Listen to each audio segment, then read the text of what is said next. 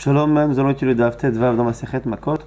Nous reprenons à la 20e ligne du Daf. Yud Dalet Amud Bet, Amar Rabba Bar Rab Chana, Amar Rabbi Yochanan. Avant cela, on a introduit le fait qu'il existe plusieurs types de lavim interdits dans la Torah. Certains qui sont suivis d'une mitzvah positive, qui en général est une réparation. Par exemple, l'interdit de voler, celui qui vole doit rendre. L'interdit de garder un korban jusqu'au matin, mais s'il en reste jusqu'au matin, il se refoule la mitzvah de le brûler, donc ce qu'on appelle lav anita klerase, un interdit qui est rattrapable, réparable par une action positive. Et ça, on va avoir une discussion sur le fait de ce que on applique la sanction de malkout à celui qui a transgressé un lav qui peut être réparable. Après, on a aussi un autre cas, un cas où c'est l'inverse. On a d'abord dans la Torah une mitzvah positive, par exemple pour celui qui est impur, Vishalechu mina machane, on le renverra, la mitzvah positive de le renvoyer du camp, et après on nous dit qu'il ne doit pas rentrer dans le camp. Et là ici on a aussi une discussion, est-ce que le fait ici que l'interdit soit précédé d'une obligation positive, est-ce que ça enlève finalement le statut de l'interdit négatif qui lui devrait être puni malkout? Quand quelqu'un transgresse un interdit, donc une mitzvah négative, avec une action, par l'intermédiaire d'une action, c'est sûr qu'il reçoit un coup. La question, c'est est-ce que lorsque cet interdit est réparable postérieurement par une action positive ou est précédé d'une mitzvah positive, ce sont deux cas différents. Est-ce que on va avoir toujours cette application de malkout? Donc ici on cite Rabbi Yochanan. Kol lo ta'ase shekdamo ase, tout interdit qui est précédé par une mitzvah positive, lokin alav, on reçoit malkout. Donc ici, le choix, pour l'instant en tout cas, de Rabbi Yochanan cité par Rabbi Bar Chana, c'est de dire que même si avant, on a dit, donc je donne l'exemple qui est cité, Vishalechu mina machane, tu ordonneras au béni Israël de renvoyer dans le camp, Kol tsaroua vechol zav, vechol tamei la nafesh, tout celui qui est tsaroua, qui a la lèpre ou qui est impur. Et ça précède l'interdiction qu'il a de rentrer, c'est marqué là-bas. Velo itameu et machanehem, dans le passage d'après. Et ils n'impurifieront pas leur camp, donc mise à positive de les faire partir, mise à négative de les laisser rentrer et impurifier le camp. Alors, on objecte à Moulo. Un jour, on a dit à Rabbi Yochanan cette phrase qu'il aurait dit à Martha, on lui dit ce que tu as dit cela. À Malo, il a dit l'eau. Non. Donc ici, ce qu'on a dit en nom de Rabbi Yochanan est nié par l'intéressé lui-même. Alors, Rabba lui-même, Amaraba, dit à Elohim Amara, je jure moi, ici, il en appelle à Dieu, il jure que effectivement Rabbi Yochanan l'a dit. Urtiva, c'est marqué dans tous les cas, mais Tanina, et c'est aussi une Mishnah, Ktiva, Vishalechu mina machane kol tov vechol zav, velo itamet machanehem, c'est marqué dans les versets comme on a cité à l'instant. Donc les deux versets là-bas de Bamidbar. Vishalechu mina machane, renverront du camp tout celui qui est impur, et après c'est marqué velo itamet machanehem, ils n'impurifieront pas le camp. Et la Mishnah, Tanina, Haba la Migdash Tamé, celui qui va dans le Migdash alors qu'il est tamé, c'est notre Mishnah qui cite parmi les cas de malkout celui qui va dans le Migdash alors qu'il est tamé. Et donc, nous dit ici Rabba, bien sûr que Rabbi Yochanan a dit cela, et je sais sur quoi il s'est appuyé. Il s'est appuyé sur les versets et sur notre Mishnah. Les versets montrent bien qu'ici on a affaire à une mitzvah négative qui est précédée d'une mitzvah positive. Et on revient dans notre Mishnah, on dit qu'il y a malkout puisque ça fait partie des cas où Elou El Anokin, voici ceux qui vont recevoir malkout. Alors du coup, on accepte maintenant l'idée que Rabbi Yochanan aurait dit cela, maintenant, puisque maintenant il nie, ou il a l'air en tout cas d'oublier, c'est qu'il n'est plus d'accord avec cela. Donc la Gemara pose la question, et la Maïta Amaka Darbe. Alors si c'est cela, pourquoi Rabbi Yochanan a changé d'avis? Ça a l'air tellement bien ce que propose Rabba, qu'on ne comprend plus pourquoi il ne serait pas d'accord. Parce qu'il avait un problème avec un autre cas, Onès, celui qui contraint une fille à avoir une relation, d'Etania, Onès et Giresh. Alors, avant d'abord de lire cette fameuse braïta, on se remet un peu dans le contexte. À l'époque, lorsque un homme contraignait une jeune fille d'avoir une relation, la jeune fille, dans le fond, voulait être mariée à cet homme-là. Alors, est-ce qu'ils se connaissaient d'avant, pas d'avant, et que c'est le garçon qui a été un peu impatient d'attendre le mariage en bonne et due forme? En tout cas, la Torah estime que la meilleure manière d'arranger les choses, c'est d'obliger l'homme à épouser la femme, si elle veut, évidemment, si elle ne veut pas, Ou si le père ne veut pas, c'est sûr que non, mais en tout cas, si elle veut, on contraint cet homme qui a voulu avoir les avantages sans l'engagement, on l'oblige à s'engager. Non seulement il s'engage à l'épouser, mais là où tout homme peut divorcer, lui sera un des seuls. Il ne pourra jamais la divorcer. Donc ça fait partie des cas. Ce cas-là, c'est honnête, celui qui a contraint une jeune fille à avoir une relation. Et Moti Shemra, c'est un autre, celui qui est déjà marié avec une femme. Mais pour des raisons obscures, il veut se débarrasser de cette femme sans payer la Ktouba. Donc il raconte toute une histoire au sujet de sa femme, un mensonge qui pourrait justement justifier qu'il divorce sans Ktouba. Lorsqu'on se rend compte de ce mensonge-là, ce qu'on appelle Moti Shemra, à ce moment-là, lui aussi, il sera puni, il ne pourra pas la divorcer. Donc la punition ce n'est pas de l'épouser, parce que c'est déjà sa femme, mais la punition c'est de ne pas la divorcer. Donc tout de suite, on nous dit ici Mishum de Kashiale. Pourquoi Rabbi Yochanan a changé d'avis par rapport à cette idée-là? Parce que Onès, dans le cas de Onès, Détania c'est marqué Onès chez Giresh, celui qui a donc contraint une jeune fille à avoir une relation. On l'a contraint donc nous à épouser cette jeune fille. Et là où il n'avait pas le droit de divorcer, il a quand même divorcé. Donc il a transgressé l'interdit, le Yichach Shelecha Kol Yamav. Alors on nous dit quoi? Im Israël hu, si l'homme en question n'est pas un Kohen, c'est un Israël, Machazir ve'enoloke. À ce moment-là, il réépouse cette femme et il ne recevra pas des coups. Pourquoi? Parce que l'interdit plus ou moins ici d'avoir divorcé est rattrapable par le fait de l'épouser. Im Kohen aussi, il est Kohen, loke ve'no Machazir. Comme il est Kohen et que cette femme-là est divorcée par lui, il ne peut plus l'épouser à nouveau. Et donc du coup, comme il est bloqué, lui par contre, loke ve'no machazir. Il prendra Malkout et évidemment qu'il ne pourra pas l'épouser. Agma dit Israël ou machazir ve'no loke amai. Donc l'Agma nous explique le problème qu'avait Rabbi Yochanan. Si c'est un Israël, donc pas un Kohen, il la réépouse et il n'a pas Malkout, mais pourquoi amai? Lota c'est shekdamor asehu ve'lilke. Selon la logique qu'on avait citée tout à l'heure, c'est une mitzvah négative de divorcer qui est précédée par la mitzvah positive de l'avoir pour femme. Velo tiye leisha, elle sera sa femme. Lo yuchal shelcha kolema, il ne pourra pas la divorcer. Et donc, selon la logique première, il devrait y avoir Malkout. Or, on voit ici qu'il n'y a pas Malkout. Voilà le problème qu'avait Rabbi Yochanan. C'est donc lequel Rabbi Yochanan a changé d'avis par rapport à ce qu'il avait dit. Donc, je rappelle encore une fois les deux visions que l'on a. Est-ce que lorsque l'on a une mitzvah négative, mais qui est précédée par une mitzvah positive, est-ce que cette mitzvah négative perd sa possibilité de faire Malkout, d'appliquer la peine de Malkout des coups? On a un exemple qui donne l'impression que oui, il y a Malkout, un exemple qui donne l'impression qu'il n'y a pas Malkout. L'exemple qui montre qu'il y a Malkout, c'est le cas de celui qui est impur. Mitzvah positive, de renvoyer l'impur du camp, et après mitzvah négative, qui viennent rentrer et impurifier le camp. On voit là-bas qu'on a d'abord une mitzvah positive, et après une mitzvah négative, et malgré tout on l'a cité dans la Mishnah, parmi ceux qui reçoivent Malkout. Donc ça donne l'impression que ce qu'avait dit Rabbi Yochanan au départ était vrai, c'est-à-dire que toute mitzvah négative, malgré le fait qu'elle soit précédée d'une mitzvah positive, continue d'être Hayav Malkout. Or, on a un contre-exemple, c'est le cas de Onès, celui qui a contraint une jeune fille d'avoir une relation. La Torah lui demande d'abord d'appliquer une mitzvah positive, d'épouser cette femme. Et après, il y a un interdit de la divorcer. Donc c'est un interdit qui est précédé d'une mitzvah positive. Or, on voit ici que s'il transgresse l'interdit, il n'a pas Malkout. Et donc, ça donne l'impression que un lota assez shekdamor assez et une lokina. Alors, comment on comprend tout cela? Amar Oula va expliquer comment comprendre le principe de Rabbi Yochanan, mais tel qu'on l'a vu au début. Lo yamer lotiye leisha be'ones. Attends, on n'avait pas besoin de dire dans le cas de Onès qu'il la gardera pour femme. Pourquoi? Veligma mi Moti Shemra, on aurait pu l'apprendre de l'autre paracha similaire. On a dit tout à l'heure, Moti Shemra, celui qui est déjà marié avec une femme, qui raconte un mensonge au sujet de sa femme, lui, la Torah dit, il ne pourra pas divorcer cette femme. On aurait pu ne marquer cet interdit de divorcer que dans le cas de Moti Shemra, et on l'aurait transposé chez nous. Le fait qu'on l'ait dit chez nous alors que ce n'est pas utile, vient nous apprendre ce que l'on cherche.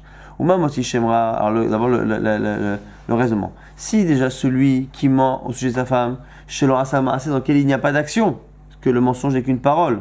Amar, Hamanaveloti Leisha, la Torah a dit qu'il devra la garder comme femme, il ne pourra pas la divorcer.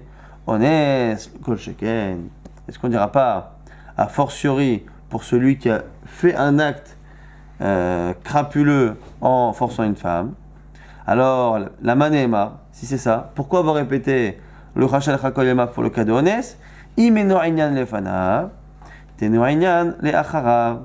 Et donc, du coup, le fait de l'obliger à épouser cette femme n'est pas nécessaire.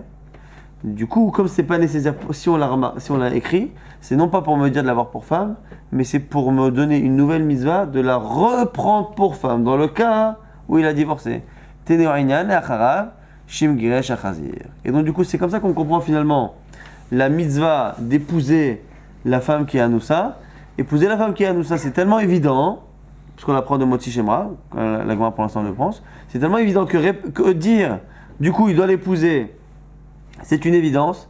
Et donc, au lieu de dire qu'on doit l'épouser après le cas du Honès, ça va nous apprendre que s'il a divorcé, il doit l'épouser. Et à ce moment-là, cette mitzvah négative-là de divorcer est une mitzvah négative qui est effectivement précédée d'un assez, mais elle est également suivie d'un assez. Et donc, du coup, c'est comme s'il y avait plusieurs mitzvahs positives. Mitzvah positive de l'épouser, mitzvah négative de la divorcer, et une fois qu'il a divorcé, mitzvah positive de la reprendre.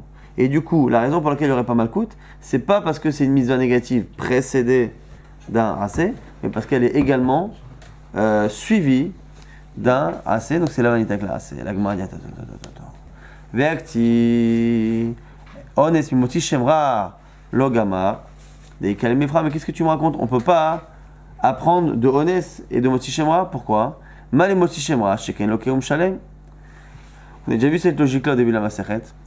Tu ne peux pas apprendre de Moti Shemra, parce que Moti Shemra c'est spécial. Moti Shemra, c'est un des rares cas dans la Torah où le type reçoit Malkout et en même temps paye une amende. Et non un principe que En, Adam, Lokeom et Shalem, on ne peut pas recevoir les deux. Et donc, est-ce que finalement, cette halakha particulière de Moti Shemra ne nous prouve pas finalement qu'on ne peut rien apprendre de là-bas? En tout cas, c'est tellement strict là-bas que tu n'as qu'à dire que là-bas, on a la mitzvah de l'épouser, cette femme, ou de la garder. Mais parce que là-bas c'est Moti Shemra, Moti Shemra c'est spécial, il y a plein de chomrot, à la fois il reçoit des coups, à la fois il paye, à la fois il ne peut pas la divorcer. Mais qui nous dit qu'on peut transposer chez nous? Et donc nous dire à ce moment-là que la phrase est inutile, et comme elle est inutile, ça apprend que c'est un assez après. Alors il m'a dit ok, alors je vais te faire le Kalvachomer à l'envers. Et donc dire quoi? Que finalement, de Honès, maintenant que j'ai écrit dans Honès, j'aurais pu apprendre à Moti Shemra, puisque déjà Honès, on nous dit qu'il faut la garder comme femme, l'épouser. A fortiori, Moti Shemra qui est très strict parce qu'on frappe, on paye, ainsi de suite.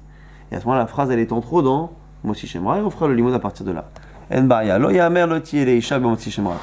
Alors je vais te faire le limoud. C'est dans Moti Shemra, dans le cas du mensonge, que tu n'aurais pas dû dire qu'il la garde pour femme. Védigma mais honnête, tu n'aurais pu la prendre du honnête. Pourquoi? Oma honnête. Si déjà un homme qui touche une femme, chez Nolokeum Shalem, dans le cas où on n'a pas la rigueur de frapper le bonhomme et de le faire payer.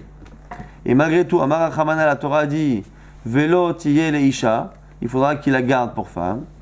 Moti Shemra, le cas où le type a raconté un mensonge, où on sait que par ailleurs il y a des chomrot qu'il frappait, qu'il paye, ainsi de suite, le coach sheken, a fortiori.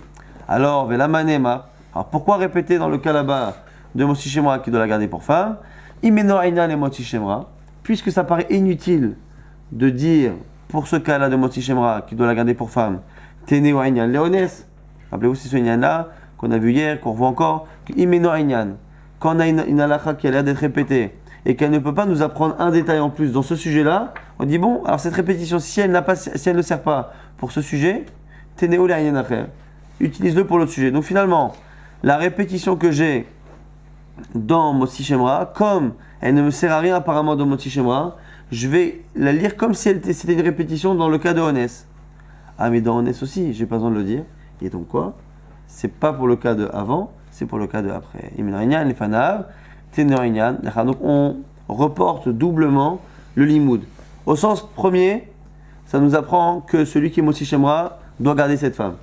Et comme c'est pas nécessaire, donc toute cette halakha, je transpose cette phrase-là dans l'autre halakha qui est Honès. Mais même dans Honès, c'est déjà marqué aussi que je dois la garder. Alors, ça, c'est parce que j'ai une mitzvah de l'épouser tout de suite.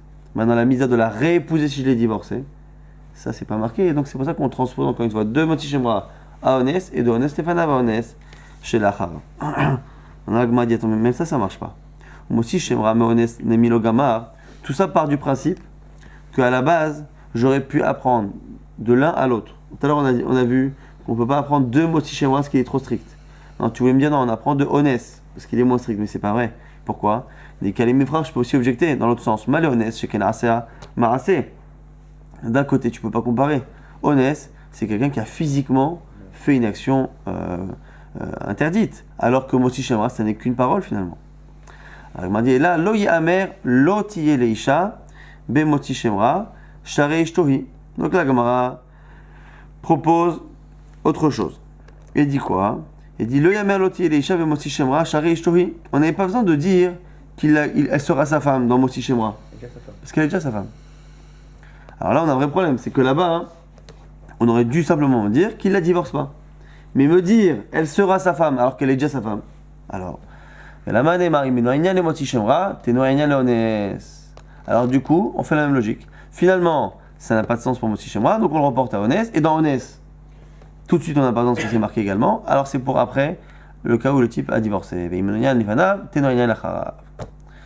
Là, Gemara dit attends. Elle dit pourquoi tu es parti chercher midi à 14h?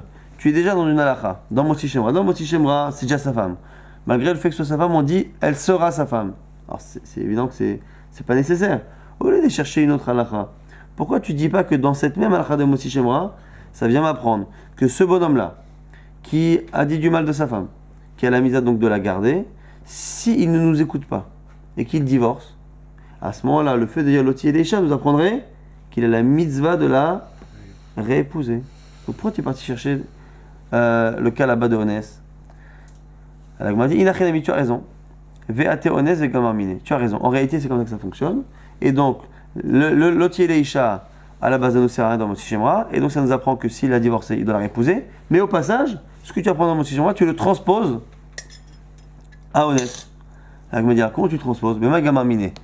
Ibe kalvachomer, ibe mamatzinu. Si ça kalvachomer, on a vu que ça ne marchait pas. Imamatzinu, mamatzinu, c'est le fait de dire que deux halakhot parfois sont similaires, et donc jusqu'à preuve du contraire, on va dire qu'elles fonctionnent de la même manière.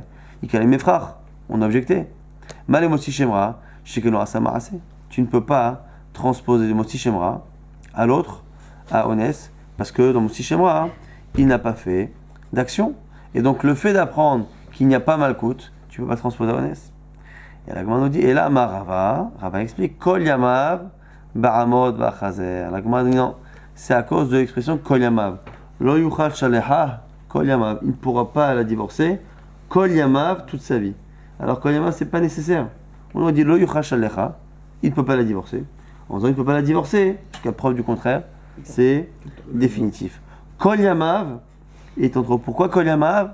Pour me dire qu'il a une mitzvah de l'épouser à nouveau. Vechiata Ravin, et Ravin, lorsqu'il est venu à Rabbi Yochanan, c'était Rabbi Yochanan, Kol Yamav, Amod, Vachazer, pareil, toute sa vie, il a la mitzvah de se lever, entre guillemets, et de récupérer cette femme. Alors on va essayer de résumer ce qu'on vient de voir, parce que c'était assez complexe dans le raisonnement. On avait Rabbi Yochanan qui disait deux choses contradictoires.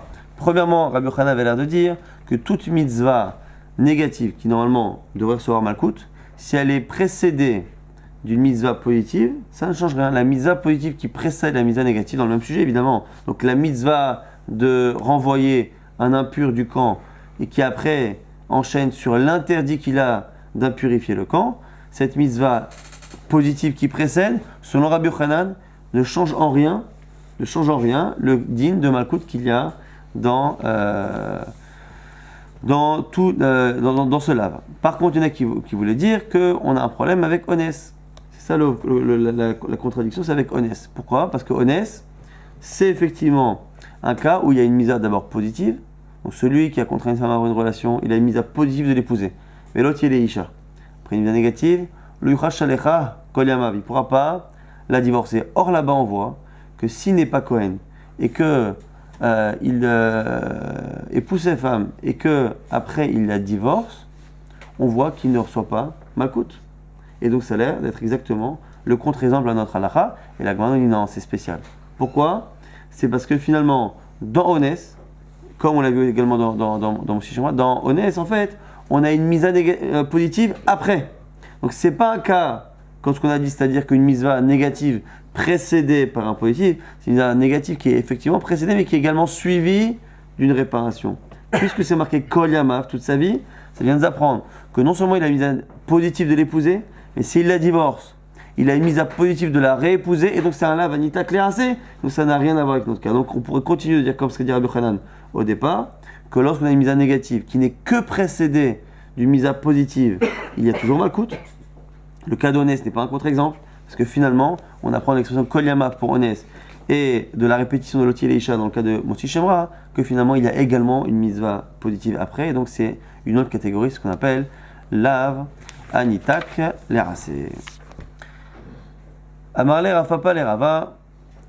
Rafapa maintenant objecte à Rava. Veha Lodame Lave les Lav de Chassima.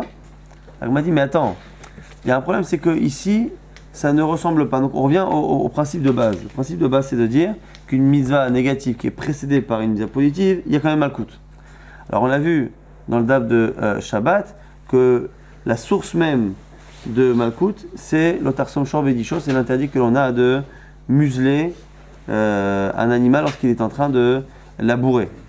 Et c'est ça le cœur. Et Rafava lui dit, mais attends, là-bas, c'est pas un cas où il y a une mitzvah positive et une mitzvah négative. Donc comment tu peux appliquer malkout à une halakha, à un lave de la Torah qui ne ressemble pas à la source de tous ces cas de malkout? Alors il m'a dit, Amarle, Mishum dekata verahamana, aseitera migragara. Alors il lui dit, mais attends, qu'est-ce que ça peut faire? En quoi le fait qu'il y ait une mitzvah positive avant change quelque chose? Alors il lui dit, mais attends, mais t'es obligé de dire ça, pourquoi?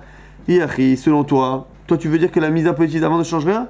Là, chez Itak la Asenami, quand la mitzvah négative, la mitzvah positive est après, pourquoi tu acceptes de changer? Les mamishum de Katavera Hamana Aseitera Migragara, tu devrais dire comme toi, mais attends, mais c'est pas parce que la Torah a parlé après d'une mitzvah positive, ça change quelque chose. Donc on a ici une discussion entre Rafapa et Rava. Rava, elle a d'accepter le fait que lorsqu'on a une mitzvah négative qui est suivie d'une mitzvah positive, ça change tout. Par contre, selon lui, lorsqu'on a une mitzvah négative, on ne regarde pas le fait qu'elle soit précédée d'une positive.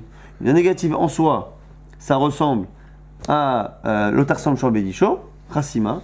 Si moi ça ressemble à chassima, je ne vous pose pas de question.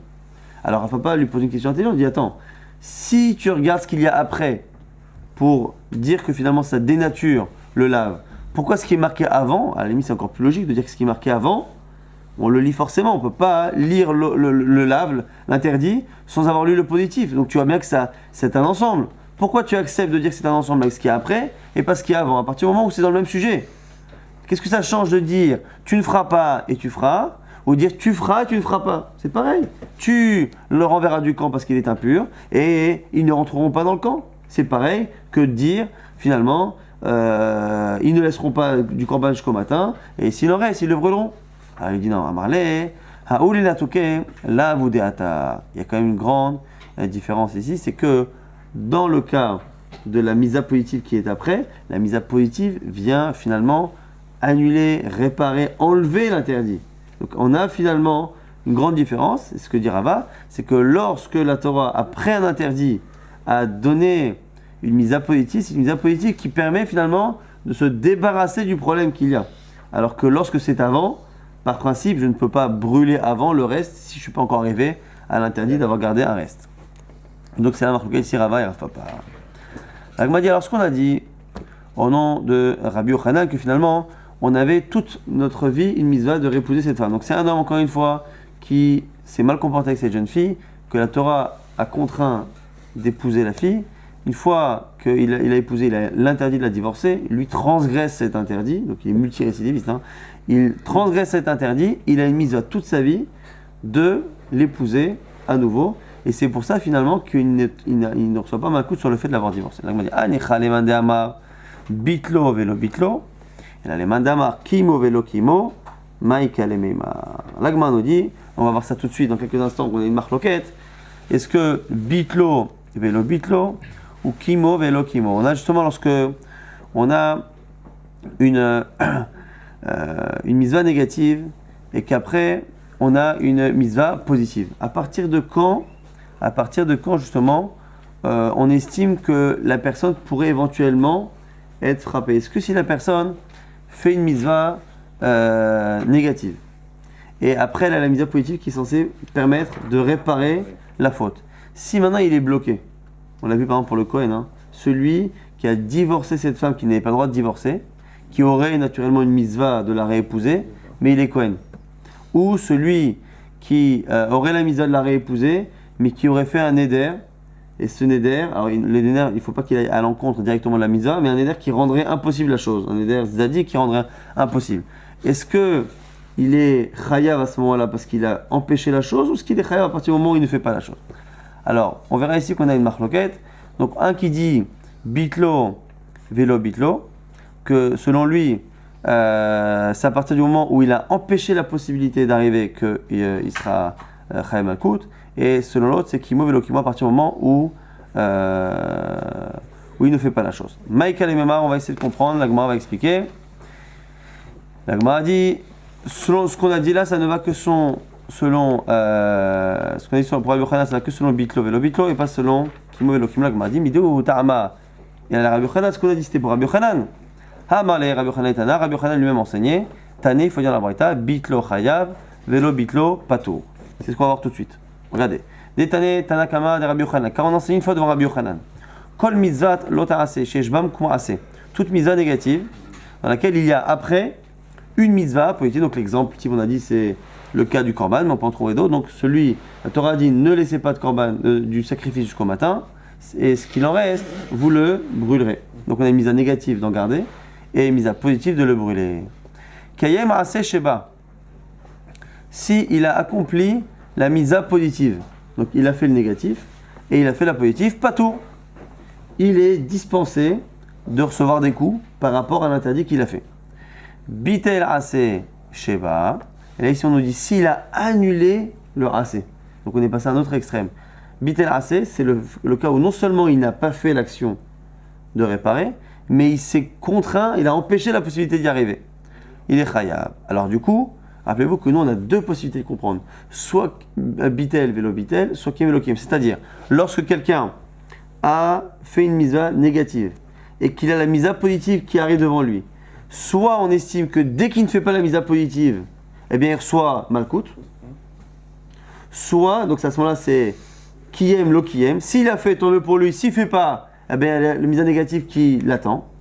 Ou il y en a qui disent non, la seule manière de pouvoir le frapper, c'est lorsqu'il s'empêche de pouvoir faire la chose. Donc l'exemple typique, c'est le cas neder. Et là, ici, on a un problème. Et c'est comme ça qu'on va aboutir à la vie de Rabbi Yochanan. C'est qu'on a cette braïta se contredit. Parce qu'elle dit au départ que quand est-ce que le bonhomme est patour? Lorsqu'il accomplit la mitzvah. Sous-entendu, s'il n'accomplit pas la mitzvah, il est chayav. Sauf que dans la suite, au lieu de dire qu'il n'accomplit pas, on dit bitel. Bitel, c'est non seulement il n'accomplit pas, mais il fait tout pour que ça n'arrive pas. Quelqu'un qui n'accomplit pas la mitzvah assez, il a encore la possibilité de le faire. Bitel, c'est celui qui empêche cette possibilité. La Gemara dit, Maïkamar, qu'est-ce que tu racontes? Qui aime patour, lo qui aime chayav. Quand tu commences par dire, il a accompli, il est patour, bah, tu me dis, bah, quand il n'accomplit pas, il est chayav. Ou sinon, tu me dis, bitel, chayav. À la fin, quand tu me dis que s'il a empêché la possibilité, il est chayav, à ce moment-là, au départ, il fallait dire, lo bitel, patour. Il faut dire qu'une fois tant qu'il n'a pas annulé, il est patour. Alors, du coup, c'est là qu'Rabbi Yochanan aurait corrigé, aurait dit Tane bitlo vélo bitlo. Lui, il préfère, en tout cas, il faut faire une correction. Soit on dit bitlo vélo bitlo, soit kimo vélo kimo.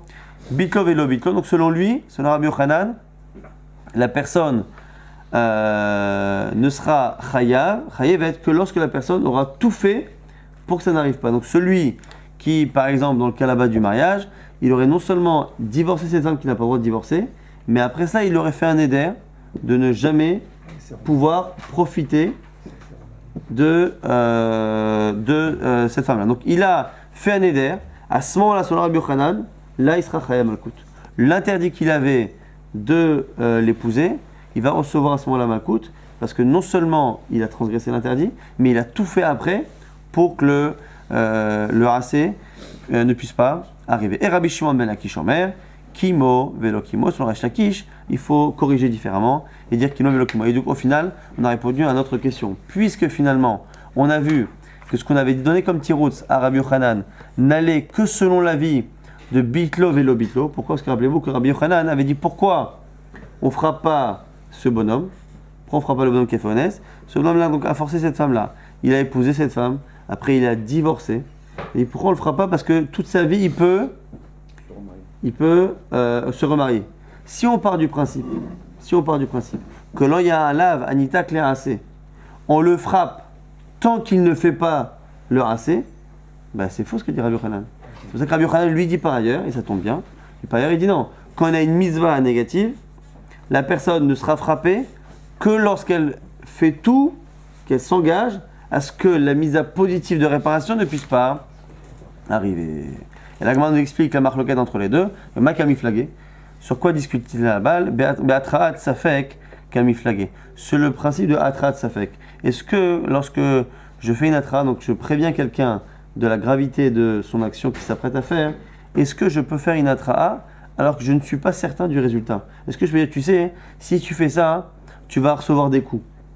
Mais si finalement il fait un interdit, et que le fait qu'il reçoive des coups sera dépendant d'une éventuelle capacité qu'il va avoir, ou volonté qu'il va avoir de faire ou pas faire, est-ce que cette atraa-là est bonne ou pas? Mar Savar, c'est Rabbi Yochanan qui pense, atraa safek, shma atraa. Selon lui, le fait de faire une atraa dans le safek, c'est bon. Ou Mar Savar, atraa safek, lo shma atraa. Et l'eau, donc c'est ici Resh Lakish, pense que atraa safek, c'est pas une atraa. Et donc c'est la raison pour laquelle, comme la atraa safek n'est pas bonne, donc je ne peux pas dire à quelqu'un, voilà, tu vas faire ce geste-là, et si tu fais ce geste-là, et qu'après, tu fais le neder de, donc il faut encore autre chose, ben, l'atra n'est pas bonne. Donc du coup, c'est la raison pour laquelle il n'y aura pas de malkout jusqu'à selon Rabbi Yochanan que lorsque la personne, après, s'engagera à ne rien faire. Dans le cas de Resh Lakish, atra safek, c'est pas une atra, donc comme c'est pas une atra, on va dire que dès que la personne divorce, et que tout de suite elle ne la épouse pas, la personne est chayivé. Donc on va résumer les chitotes. C'est un daf qui au niveau du la shaklaveta est un peu complexe, c'est pas très long mais assez complexe tout de même. On rappelle le principe de base, on avait deux possibilités. Est-ce que lorsqu'on a une mitzvah négative qui est précédée d'une mitzvah positive, est-ce que c'est une mitzvah positive qui est avant, dénature le lave et donc il y a pas malkout? On a vu que on pouvait d'un certain cas de la Torah, le cas là-bas de l'impureté où c'est marqué il sortira du camp et il ne rentrera pas. On pourrait apprendre que là-bas il y a oui malkout même s'il y a une mise assez avant. D'un côté on avait le cas de Honès qui paraît être contradictoire. Comment expliquer le cas de Honès? Soit on dit effectivement qu'on change d'avis, on s'est trompé. Soit on dit non, dans le cas là-bas de Honès, il y a effectivement une mise à positive de l'épouser avant la mise à négative de la divorcer, mais il y a également une mise à positive après de la répouser et c'est pour ça que c'est pas seulement un lave chez Gdamor assez, mais c'est un lave anitak le assez. Après, dans le cas justement de lave anitak le assez, on avait une marloquette entre Resh Lakish et Rabbi Yochanan. Est-ce que lorsque la personne transgresse un interdit négatif et que après elle a une misa positive, est-ce que cette misa positive, il faut qu'elle la fasse tout de suite pour ne pas recevoir des coups? Et selon Resh Lakish, si il répare tout de suite, il ne reçoit pas de coups, sinon il reçoit des coups. Alors selon Rabbi Yochanan, tant que la personne a la possibilité de réparer, on ne peut pas lui appliquer malkout. Et la Gemara avait conclu en disant que cette marloquette était liée à la base à une autre marloquette. Est-ce que lorsque je fais une atra, lorsque je préviens, lorsque deux témoins préviennent quelqu'un, est-ce qu'une atra ça fait qu'une atra sur une situation dont je ne suis pas certain qu'elle va se produire, est-ce que ça marche ou pas? En disant si tu fais cette chose-là et qu'en plus après derrière tu fais autre chose, est-ce que c'est une bonne atra ou pas? Selon Rabbi Yochanan, le fait de dire si tu fais cette chose-là et qu'après tu fais le neder de ne pas la répouser, donc il y a un si, malgré le fait qu'il y a un si, c'est une bonne atra et donc on peut effectivement le frapper si habite-elle. Dans le cas par contre de Resh Lakish, lui pense que ce genre d'atra n'a pas de sens et donc pour qu'il y ait malkout, il faut forcément que ce soit directement sur l'action du lave et non pas sur le fait d'empêcher la réparation par le assez. Si vous n'avez pas tout compris, c'est normal.